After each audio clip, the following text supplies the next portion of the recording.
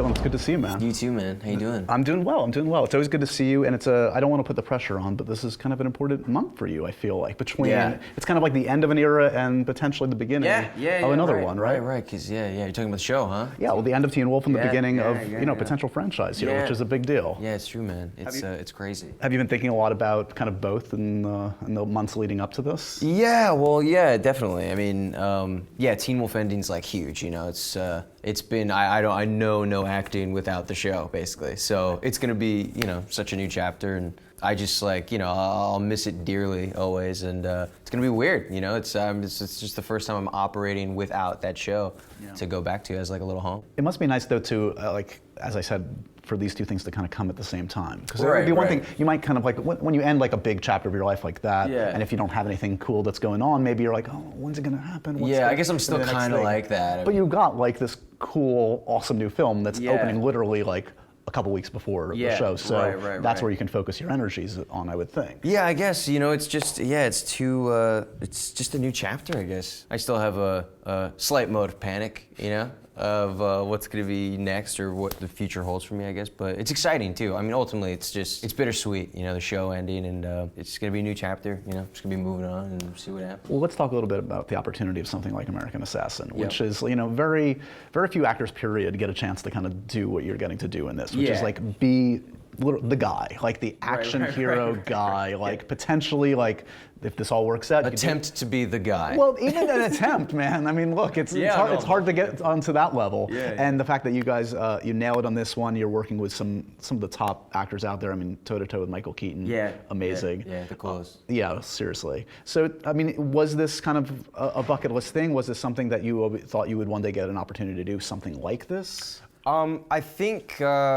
Yeah, I know. I think I have always been interested in it. Somebody said to me, like recently, somebody brought up like a quote to me or something that I said, like 5 years ago or something, that I like wanted to do action movies or something like that. I didn't even, I don't remember saying it, but they just like brought that quote to my attention. That cracked me up because I just had no idea that I said that. So I guess I did want to. There you go. You know, but yeah, for me, you know, for this was just, I was really taken with this at first, and just.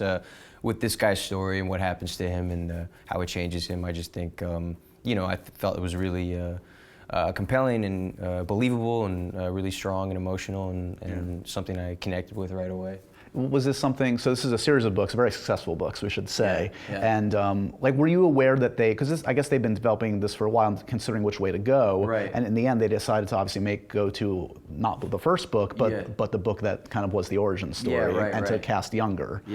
Was this something that like you were kind of tracking and your folks knew about and you kind of went after actively, or what? No, I know that when I first heard about the project, I knew that they weren't sure what age they wanted to do yet. I think that was even still up in the air when I got cast. I was really interested in it, you know, and as soon as I read it, I was definitely taken with it, like I said, and I Skyped with the director, you know, and we had a great talk about it. Felt like we were really on the same page of just like what, you know, we kind of felt was important. And so yeah, I don't know. I think then they kind of had little powwows and discussions and ultimately decided to do it younger. But no, I mean, it's been all through the development stages and stuff, like it's been around for 10 years trying to get this going. So no, I mean, I really just hopped on at the end. So you mentioned like getting on the same page as the director. So what was your first like initial kind of like take on it, or what you said to him that like you were excited about? I was, it was more about, this guy's arc and just sort of highlighting what we felt was, or what I felt like was the strength in the story and the arc, and staying subjective with that the whole way with this guy, you know, I felt was really important, and seeing it through him kind of is really important, and he totally agreed, and even himself too, like had the same sort of idea specifically for the opening to be like subjective with him, you know, you're there with him the entire time, you know, and also just making this a smart current film rather than something that's a little dated or lazy or taking some kind of agenda, you know. It was just feeling like we both were kind of thinking of the same film. Yeah, you were saying that that opening, like if you watch the opening of the film, like you are just thrust into like the most horrific situation possible for a human being. Yeah. And you know now you know it starts so cute, and then it just totally slaps you in the face. Totally. Yeah. And you know how brutal a film it's going to be, and this really doesn't pull any punches. This movie, it's a hard R. Yeah, absolutely. Like to say the least, right? So, give me a sense of like sort of, is it, you've done, like I think even The Intern was that R-rated? I can't even remember. Oh no, I don't think so. I think it was PG-13. Okay, so maybe this was is an R version. Was there? There's like an unrated version, I think, even on the DVD or whatever. Yeah. But this one from the beginning, you knew you were going to go all the way. Yeah. So is there something kind of like refreshing, and maybe that's the wrong word, but like knowing you can kind of go for broke and like this is not going to. Yeah, definitely. It's not being strapped down by any kind of expectation to remain for a certain audience, I guess. Just going for it, and really just making the film. It excited me because you ultimately get to make the film you want to make instead of trying to, adhere to these certain standards that you're getting pressure from your studio or something, things like that, or to a certain audience. I just think it was great that from the beginning this was set out to not pull any punches, and I think everyone was pretty comfortable with, and knew from the beginning that it was not going to be a PG-13 film. Totally. Yeah, to say the least. Can we talk a little bit about where you were in your life when this one came around? Because unless I have the timeline down, this came at a pretty important part of your life, meaning like about a year and a half ago, Maze Runner set, this, everybody knows about this for those that don't, there was an accident, a pretty serious accident. Yeah. So, I mean, can you first, I haven't heard you honestly talk that much extensively, and if you don't feel comfortable with it, it's of course up to you, but I'm just curious, what went down that day, and what do you remember of that incident, and how has it sort of colored your life to this day? Well, it was, that was, I was in a really tough place when this movie came around. I had this in the pipeline, kind of, I was attached to do it, and then the accident happened, and so then obviously it was out of my mind for a little bit.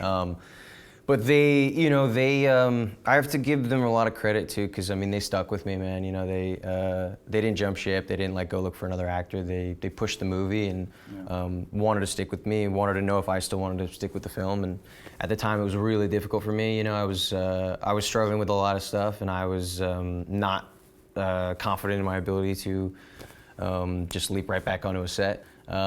So it took a lot of work and a lot of thought about it, and even up to the last minute, there was so much doubt and so much fear, genuinely. Ultimately, I just thought it'd be best to push through all that, and my thinking was that, it would help me, I think, and ultimately, and it really did, Yeah, to this day, it'll forever be one of the most special experiences, just because of what it was to me for that, reason, and got me back on my feet, and just really meant a lot to me in that way, Well, you were saying getting back onto a set. A film set or a television set is what is home to you, is where you feel safe and probably most confident, arguably. Right. And that's got to screw with your head a little bit. Oh, totally, yeah. When something like that happens. Absolutely, yeah, it really does. It's tough to come back from, and you have things happening with you too that you can't even control, really. So it's.